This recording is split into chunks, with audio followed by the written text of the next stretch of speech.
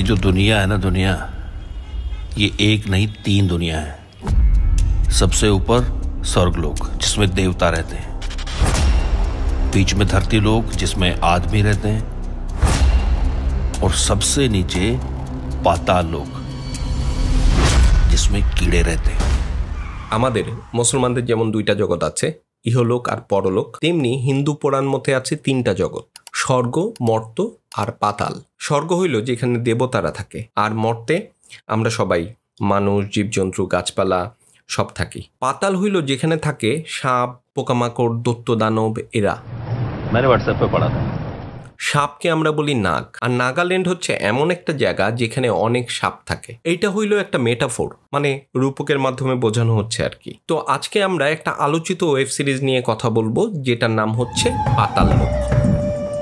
এই সিরিজটির প্রথম সিজন মুক্তি পেয়েছিল 2020 সালে, আর এবছর তার সেকেন্ড সিজন মুক্তি পায়। এই সিরিজের গল্পের মাধ্যমে আমরা এমন একটা জগতে ঢুকে যাই যেখানে সত্য আর মিথ্যা আলাদা করা যায় না। আমাদের চোখের সামনে যে সত্যটা থাকে তার আড়ালে থাকে আরও এক সত্য।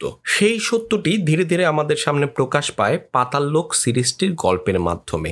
এই সিরিজটি আমাদের যে কেবলমাত্র বিনোদনী দিবে এমন না, এইটা আমাদের নানা কিছু নিয়ে ভাবতে শেখাবে। পাতাল লোক হিন্দু পুরাণের অন্ধকার জগতের কথা বললেও আমরা এই সিরিজের এই সিজনের মাধ্যমে আমাদের বর্তমান সময়ের, আমাদের এই সমাজের নানান অন্ধকার দিকের কথা জানতে পারি। সিরিজটি পরিচালনা করেছেন অবিনাশ অরুণ, আর প্রধান চরিত্রে অভিনয় করেছেন জয়দীপ আহলাদ, ইশওয়াক সিং আর গুলপানাগ। এই ভিডিওতে আমরা পাতাল লোক সিজন 2 এর গল্পের গভীরে এক ডুব দিব, আর ডুব সাঁতারে সেখান থেকে বের করে আনার চেষ্টা করব সিরিজটির প্রেমিস, গল্পের স্ট্রাকচার, চরিত্রের গভীরতা, পরিচালকের ভাবনা আর টেকনিক্যাল নানান কৌশল।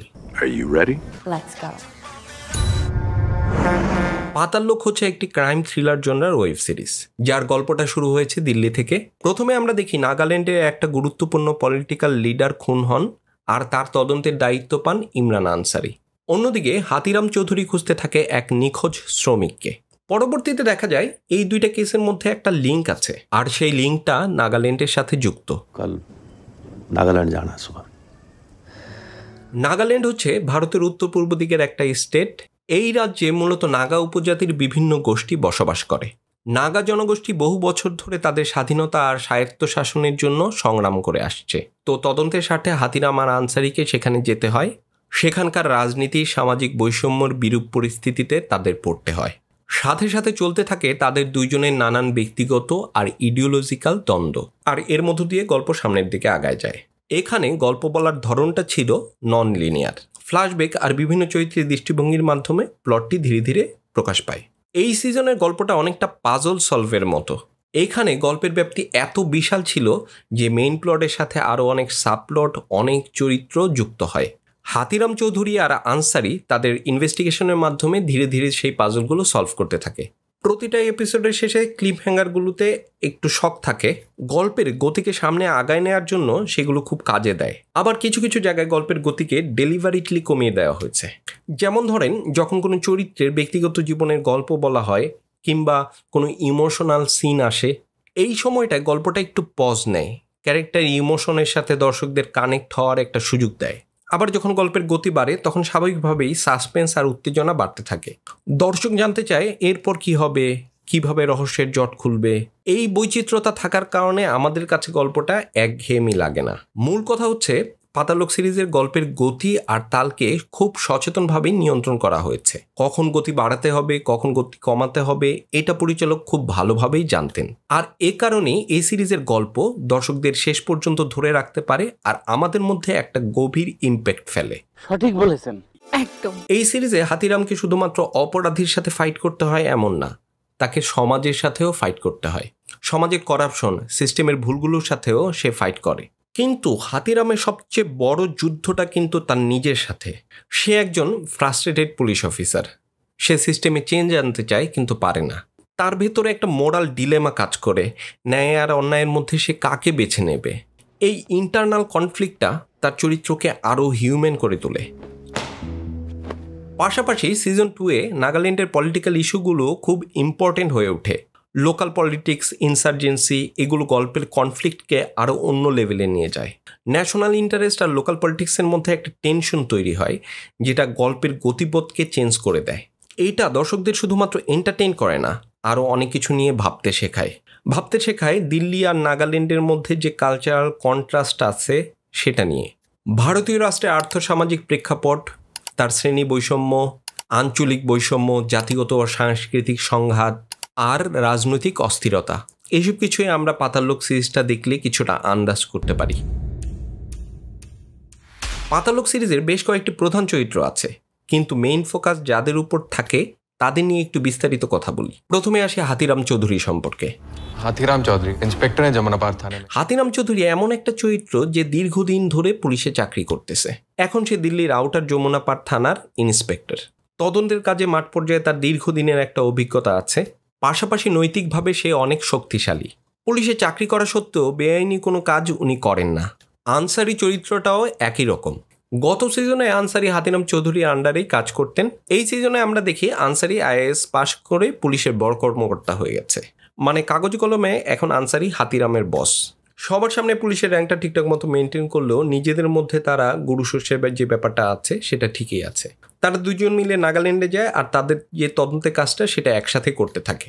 হাতিরামের মেন উদ্দেশ্য হচ্ছে কেসটাকে সলভ করা আর অপরাধীদের খুঁজে বের করে তাদের শাস্তি বিধান করা। সে চায় যে জাস্টিস হোক আর সত্যটা সবার সামনে আসুক, কিন্তু তাকে অনেকগুলো চ্যালেঞ্জ ফেস করতে হয়।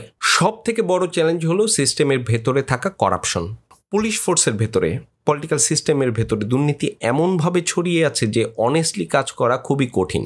রিসোর্সের অভাব আর উপরে যে অফিসার আছে তাদের কাছে রেসপেক্ট না পাওয়া, এটাই তার জন্য একটা বড় বাধা। এছাড়াও সিজন 2-এ নতুন কিছু ক্যারেক্টার আসে, যেমন মেঘনা বড়ুয়া, তারপর ক্যান, কাপিল রেড্ডি। স্ক্রিপ্ট অনুযায়ী এরাও গল্পের ন্যারেটিভকে এনরিচ করে, কালচারাল আর পার্সোনাল ডেপথ তৈরি করে। সঠিক বলেছেন। নেক্সট, পাতালক সিরিজের অভিনয় নিয়ে বলতে গেলে প্রথমেই বলতে হয় যে এই সিরিজের কাস্টিং একদম পারফেক্ট ছিল। প্রত্যেক অভিনেতা অভিনেত্রী তার চরিত্রে বেস্ট দেবার চেষ্টা করেছেন। তবে কয়েকজনের কথা বিশেষভাবে বলতে হয়, আর তার প্রথমেই চলে আসে জয়দীপ আহলাতের কথা। জয়দীপের হাতিরাম চরিত্রে অভিনয় ছিল এই সিরিজের মূল মেরুদণ্ড। হ্যাঁ ভাই, কিসি और कोई आपत्ति? बहुत बढ़िया। আর জয়দীপের অভিনয়ের সবচেয়ে বড় দিকটা হচ্ছে তার মিনিমাম এক্সপ্রেশন। কম কথা বলে শুধুমাত্র চোখের চাহনি আর বডি ল্যাঙ্গুয়েজ দিয়ে তিনি ক্যারেক্টার ইমোশনকে অনেক বেশি প্রকাশ করতে পারেন। হাতিরামের ফ্রাস্ট্রেশন, ক্লান্তি, জেদ সব কিছুই তার অভিনয়ে স্পষ্ট। তার অভিনয় এতটাই রিয়ালিস্টিক যে মনে হবে সে বাস্তবের কোনো ক্যারেক্টার। সাধারণ মানুষের মতো কথা বলা, হাঁটাচলা সব কিছুর মধ্যে একটা ন্যাচারাল ব্যাপার আছে। হাতিরাম চরিত্রটার মধ্যে যে কমপ্লেক্সিটি আছে সেটা জয়দীপের চরিত্রে খুব চমৎকারভাবে ফুটে ওঠে। ভেতরের যে দ্বন্দ্ব, মোরাল স্ট্রাগল, এগুলো সব কিছুই তার অভিনয়ে জীবন্ত। ইশোয়াক সিং ও ইমরান আনসারির চরিত্রে বেশ ভালো অভিনয় করেছেন। Join sir, sub inspector Imran Ansari reporting for duty. Season 1 থেকে সিজন 2-এ যে ওর ক্যারেক্টারটা ডেভেলপমেন্ট, সেটা তার অভিনয়ে চমৎকার ফুটে ওঠে। তিনি তার অভিনয় খুব বেশি ড্রামা করেন না, খুবই শান্তভাবে সিনে তার যে উপস্থিতি সেটাকে ক্রিয়েট করেন। ইমরানের বুদ্ধিমত্তা, ম্যাচুরিটি, তার প্রফেশনালিজম তার অভিনয়ে খুব ভালোভাবে প্রকাশ পায়। এছাড়াও এই সিরিজের সাপোর্টিং ক্যারেক্টারগুলোতেও অনেক ভালো অভিনয় দেখা যায়, যেমন গুলপানাক কিংবা তিলোত্তমা সোম কিংবা নাগেশ কুকুনুর। তারা প্রত্যেকেই তাদের যে অংশটা ছিল সেখানে খুব অথেন্টিক পারফরমেন্স দিয়েছেন। পাতালক সিরিজের ভিজুয়াল স্টাইল মূলত রিয়ালিস্টিক এবং সিম্বলিক, এই দুইটার মিশেলে তৈরি হয়েছে। সিরিজটির প্রধান ভিজুয়াল স্টাইল হচ্ছে গ্রিটি রিয়ালিজম, মানে সবকিছু খুব বাস্তব, নোংরা এবং এভরিডে লাইফের মতো দেখানো হয়েছে। কোনো ধরনের আর্টিফিশিয়ালিটি বা গ্ল্যামার নাই।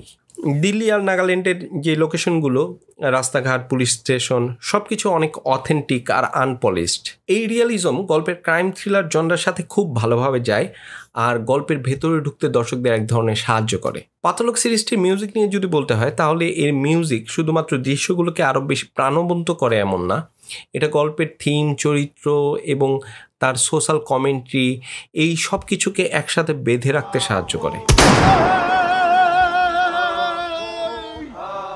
যা দর্শকদের গল্পের সাথে ইমোশনালি কানেক্ট হতে আর গভীরভাবে চিন্তা করতে শেখায়। যে কোনো সিরিজের এডিটিং তার গল্পের গতি আর ফ্লোর জন্য খুবই গুরুত্বপূর্ণ। এডিটিংয়ের মাধ্যমে গল্পের গতি কম বেশি করা হয়। পাতালোকে দেখবেন কিছু সিন খুবই দ্রুত এডিট করা, মানে সিনগুলো চেঞ্জ হতে খুব বেশি সময় লাগে না। অ্যাকশন আর টেনশন বাড়ানোর জন্য এটা করা হয়। আবার যখন ইমোশনাল সিন বা ক্যারেক্টার ডেভেলপমেন্টের সময় তখন দেখা যায় যে গতিটা ইচ্ছে করে স্লো করা হচ্ছে, যেন দর্শকরা ইমোশনালি কানেক্ট হতে পারে। এই গতিকে কন্ট্রোল করার টেকনিকটা এটা পুরো সিজন জুড়ে দর্শকদের এঙ্গেজ করতে সাহায্য করে। এছাড়াও রহস্য ও সাসপেন্স তৈরির জন্য কখনো ফ্ল্যাশব্যাক, কখনো বা ক্রস কাটের মাধ্যমে খুবই চমৎকারভাবে এইখানে গল্প বলার চেষ্টা হয়েছে। পরিচালক অবিনাশ শুনুন, যিনি পাতাললোক সিরিজটির সিনেমাটোগ্রাফিও করেছেন, তার লক্ষ্য ছিল গল্পটাকে আরও বেশি রিয়ালিস্টিক, গ্রিটি এবং আবেগপূর্ণ করে তোলা। আর পরিচালকের এই ভিশনটাই এই সিরিজের টোন, স্টাইল এবং প্রেজেন্টেশনকে গাইড করেছে। পরিচালক চাইছেন যে গল্পটাকে শুধুমাত্র ক্রাইম থ্রিলারের মধ্যে না রেখে তাকে একটা ডিপার মিনিং দিতে, আর বিভিন্ন সিম্বলিক এলিমেন্ট তাকে সেই কাজে সাহায্য করেছে। আপনি 10-এ 10 পাইছেন। আমি পাতাললোক সিরিজটির সিজন 2 সম্পর্কে এতক্ষণ যা কিছু বললাম তা নিয়ে যদি একটা চূড়ান্ত মূল্যায়ন করতে চাই, তাহলে আমরা দেখব গল্প, প্লটের টুইস্ট, ক্যারেক্টার নির্মাণ আর চমৎকার অভিনয় ছিল এই সিরিজের মূল শক্তির জায়গা। পাশাপাশি টেকনিক্যাল দিক থেকেও এটা অনেক সাউন্ড ছিল। দুর্বলতার মধ্যে অন্যতম ছিল জটিল আর বিস্তৃত প্লট। পাশাপাশি স্লোবান গল্প যাদের ভালো লাগে না তাদের জন্য এই সিরিজটি দেখে একরকম হতাশ লাগতে পারে। সবশেষে বলতে চাই, পাতাললোক সিজন 2 একটা আউটস্ট্যান্ডিং সিরিজ। এটি শুধুমাত্র এন্টারটেইন করে না, অনেক সোশ্যাল কমেন্ট্রিও করে। যারা ভালো গল্প, শক্তিশালী অভিনয় আর চিন্তাশীল কন্টেন্ট পছন্দ করেন তাদের জন্য এটা একটা খুবই সিনেমাটিক এক্সপিরিয়েন্স হতে পারে। তাই যারা পাতাললোক সিজন 2 দেখেন নাই তাদেরকে বলতে চাই, আর দেরি করবেন না, এখনই দেখা শুরু করে দেন। দেখে জানান আপনাদের কাছে কেমন লাগলো। আমার এই রিভিউটাকে ভালো লাগলে লাইক, শেয়ার করুন, আর আরও বেশি এই ধরনের কন্টেন্ট দেখতে চ্যানেলটাকে সাবস্ক্রাইব করে রাখতে পারেন। সিনেমার সাথে থাকুন, সিনেমা কবিরস রেসিপির সাথে থাকুন।